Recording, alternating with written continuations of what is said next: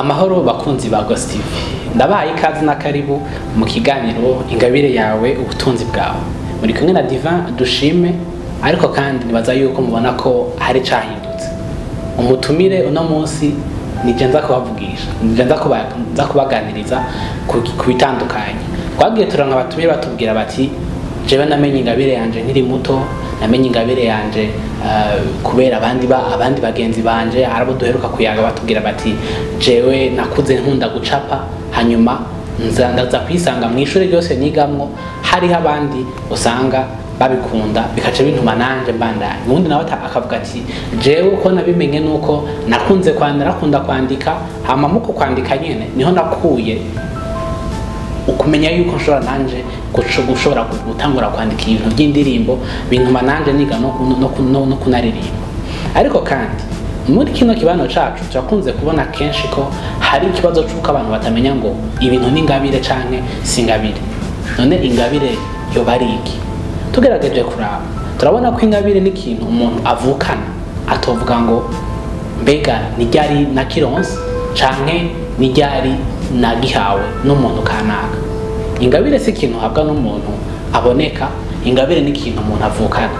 Hari benshi bakunze kwibaza ngo ingabire zigarukira mu gutamba, gukina canke ibindi bitandukanye bakunze kubona mu kibano, ariko habanamo ingabire ni ikintu kiri mu muntu wese, n'ubutunzi Imana yashize mu muntu kuva akivuka gushika arinda. Ari nayo mpamvu usanga kenshi bisabwa ko ico kintu kiri muri wewe, ico kintu Imana yashize muri wewe, ico kintu citwa ubutunzi gitegereza gufasha abandi kubaho neza, gitegereza gufasha umuntu kanaka kwegera imbere. Mu gihe utariko aragikoresha neza kirashobora kukwica, kuko naco nyene gifise ibintu bikigize. Ariko none mwo kwibaza twotangura kuvuga ko ingabire ari ingabire mu gihe ishobora kuduhemba, mu gihe ishobora kuduha amafaranga? Suko bimeze, kuko ingabire si ntibigarukira mu mafaranga gusa, bigarukira mu kubaho k'umuntu. Kuko iyo uri kurakurikirana ikintu ari ingabire yawe canke waramenye ko ingabire ari ikintu utegereza gukorera canke gukoresha, hari n'igihe ubikoresha utanazi yuko ari byo. Hariho nko guhanura, hariho nko guteka n'ibindi bitandukanye. Ariko none ni impaka byose bizana amafaranga canke n'ibimpaka byose bigire ikimazi kiboneka? Mu biboneka umuntu yakwibaza ko ingabire ari ikintu gisanzwe cyane, ariko iyo umaze kumenya ko ari ubutunzi budasanzwe usanga igihe cyose uri kurayikoresha ikakana kugurura n'imiryango itandukanye.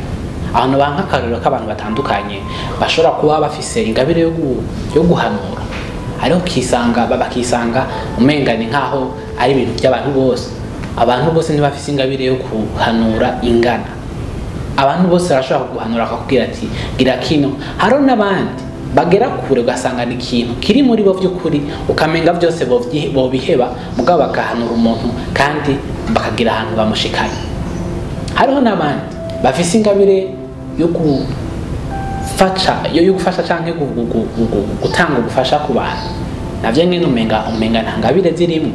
Ariko ikintu cose Imana ishobora kuba yaragushize muri wewe, ishobora kuba yarashize muri wewe, gishobora kugutuma ufasha umuntu kanaka kubaho, umuntu kanaka kumwongerereza umunezero canke ikindi kintu gitandukanye, nayo nyene ni ingabire. Kandi ikindi naco umuntu ashobora kumenya nuko ingabire ziri kwinshi cyane ku buryo bw'uko atamuntu ashobora guhanura iziri mu muntu nyene zingana. Hari nabo dukunze kwita ngo na ba multitalent, aho usanga ashobora gukina, ashobora gucapa, ashobora kuririmba, ashobora kugira ibintu byinshi cyane. Ariko kandi ingabire kugira ngo umuntu amenye yuko ayifise birasaba umwanya wo kwicara, birasaba umwanya wo gutekana, birasaba umwanya wo kwibaza mbega jewe nshoboye iki. Iyo utaramenya ibyo ushoboye biranakushobora no kugorana cyane gose ko umenya ngo ingabire yanje iri mu bihe, kuko ingabire ziba mu bantu batabizi. Ubutunzi bumera nkaho umenga ni inzahabu ushobora gutambukira hejuru udashobora kumenya ngo niyi. Hari n'abafise ingabire yo gutwara ibintu by'ibinyabiziga, imiduga canke ibitandukanye, ariko ugasanga bavuga bati umuntu wese ashobora kwiga imodoka. Si bose bashobora gutwara imodoka nk'ingabire. hari abantu bazitwara kubera bategereza kuzitwara nyene, hari abantu bazitwara kubera bashobora kugira iki, bashobora kubibamwo nkaho ari akazi kabibasaba, ariko hariho n'abandi babikora nk'ingabire zabo. Aho twovuga nk'abantu bakora urukino rwo kunyonga imiduga, mbega tujya tuvuga yuko atari ingabire canke ari ibintu bakora kugira biryohere? Oya namba, kuko urwo rukino ruri muri bimwe bisanzwe biri mu muntu, aho usanga umuntu akunda gutwara imodoka cane, canke ugasanga akuze afise ikintu c'urukundo kw'ibintu by'ibinyabiziga, nk'uko Imana yamushizemo urwo rukundo rw'ibintu, ko byose niyo yabiremye.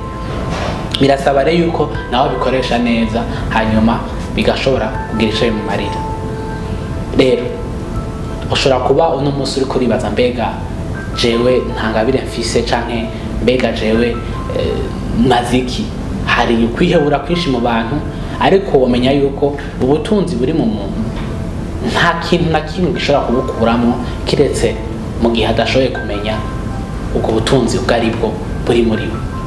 Ariko kandi ikindi naco nuko abenshi bagarukira mu kubona amafaranga mu ngabire zabo, canke mumenga bitegerezwa kumenyekana, ariko womenya ko umuntu kugira amenye ko ingabire yiwe by'ukuri ari ingabire, kenshi na kenshi usanga tuzigirwa n'abantu batubonamwo ibintu dushoboye, batubonamwo ibintu dukunda cyane, ugasanga baradutera intege bakatubwira bati burya iyo ngabire ni gwawe, urafise ingabire ikomeye. Ariko byose ni ikibazo c'ukugene wicara umwanya, ufata umwanya ugawe ugatekana, ukiha umwanya ugatekereza, kuburyo bw'uko umuntu ashobora gutahura ngo jewe ndinde. Umunsi bibajije kino kibazo ati jewe ndinde, akenshi uzosanga hari ibintu byinshi umenye utari usanzwe uzi. Niwiha umwanya uze uriganiriza, ugende mu cumba canke ahantu hatekanye, umenye uti mbe nshoboye iki, mbega jewe ndinde. Niwamara kubimenya uzoshobora kubona ko hari ibintu byinshi cyane biri muri wewe, byose kandi bishobora kubamwo n'ingabire. Ibintu ukunda birashobora kubamwo ingabire, ibintu wanashaka usanga umenga ntunitaho birashobora kubamwo ingabire. Naho rero turabashimiye ko washoboye kubana natwe, ko mwashoboye kubana natwe.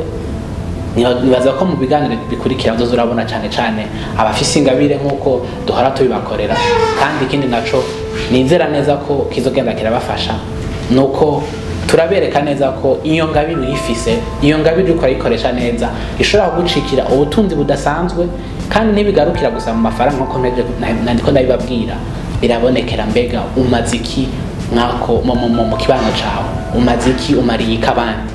Nibyo, Imana ibahezagire, naho ubutaha mwari kumwe na Divin Dushimwe mu kiganiro ingabire yawe ubutunzi bwawe.